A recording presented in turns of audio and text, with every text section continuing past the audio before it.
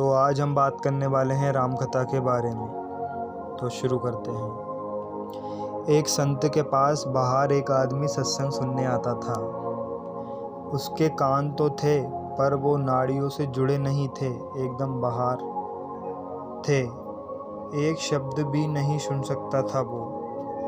किसी ने संत श्री से कहा, बाबा जी, वो जो वृद्ध बैठे हैं वे कथा सुनते सुनते हंसते तो है पर बहरे हैं।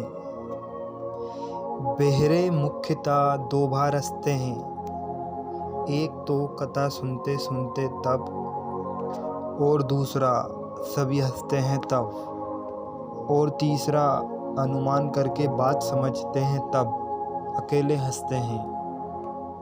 बाबा जी ने कहा कि जब बहरा है तो कथा सुनने क्यों आता है? रोज समय पर पहुंच जाता है और चालू कथा से उठकर चला जाए ऐसा भी नहीं है। घंटों बैठा रहता है। बाबा जी सोचने लगे, बहरा होगा तो कथा सुनता नहीं होगा, और कथा नहीं सुनता होगा तो रस नहीं आता होगा।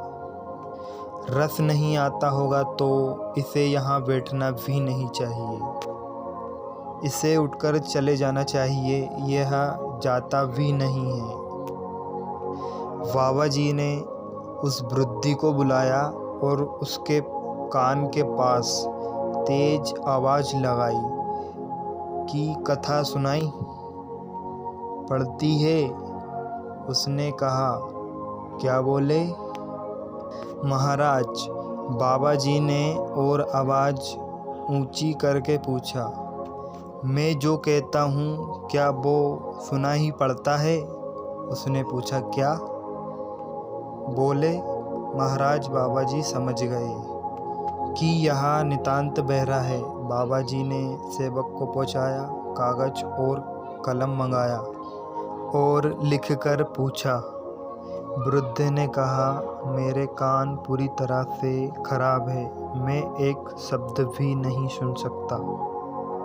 कागज और कलम से प्रश्न शुरू हो गया, फिर तुम सत्संग में क्यों आते हो? बाबा जी, मैं सुन तो नहीं सकता, लेकिन यह तो समझ सकता हूँ कि ईश्वर प्राप्त महापुरुष जब बोलते हैं तो पहले परमात्मा में डुबकी मारते हैं। संसारी आदमी बोलता है तो उसकी बाणी मन या बुद्धि को छूकर आती है। मैं आपकी अमृत बाणी तो नहीं सुन पाता हूँ, पर उसके आंदोलन मेरे शरीर को स्पर्श करते हैं। दूसरी बात, आपकी अमृत बाणी सुनने के लिए जो पुण्य आत्मा लोग आते हैं उनके बीच बैठने का पुण्य भी मुझे मिलता है। बाबा जी ने देखा कि ये तो ऊंची समझ के धनी हैं। उन्होंने कहा, 2 बार हंसना आपका अधिकार है, किंतु मैं यह जानना चाहता हूँ कि रोज आप सत्संग में समय पर पहुँच जाते हैं और आगे बैठते हैं, ऐसा क्यों है? मैं परिवार में सबसे बड़ा हूँ। बड़ा जैसे करते हैं वैसे ही छोटा करते हैं। मैं सत्संग में आने लगा तो मेरा बड़ा लड़का भी इधर आने लगा। शुरुआत में कभी कभी बहाने बनाकर मैं उसे ले आता था। मैं उसे ले आया तो वहाँ अपनी पत्नी को भी ले आया, पत्नी बच्चों को ले आई। सारा कुटुंब सत्संग में आने लगा। कुटुंब को संस्कार मिल गया। ब्रह्मचर्य, आत्मसम्मान का सत्संग ऐसा है कि यह सत्संग अगर समझ में ना आए तो क्या सुनाई और क्या ना सुनाई। तो वीडियो को लास्ट तक देखने के लिए धन्यवाद दोस्तों।